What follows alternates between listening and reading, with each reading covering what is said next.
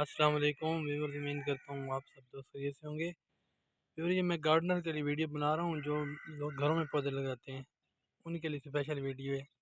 ये देखें, जो भी आपने पौधा लगाना है ना माल्टे का, उसके लिए इतना दायरा बैर रखना है ताकि वो अच्छी ग्रोथ करे।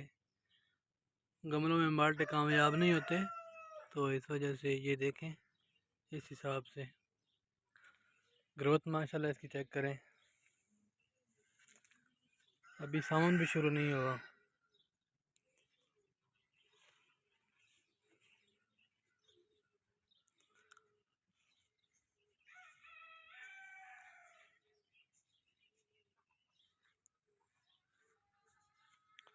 तो सारे जो गार्डनर हैं वो काम करें इसके ऊपर ताकि बेहतरीन रिजल्ट मिल सके। इस तरह से बनाएं दायरे।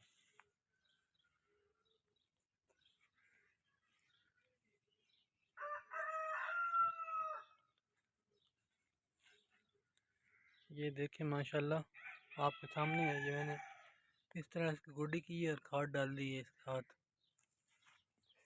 अगर अच्छा फल लेना है तो बेहतरीन प्रोग्रेस लेनी है तो इस तरह करें प्रॉपर।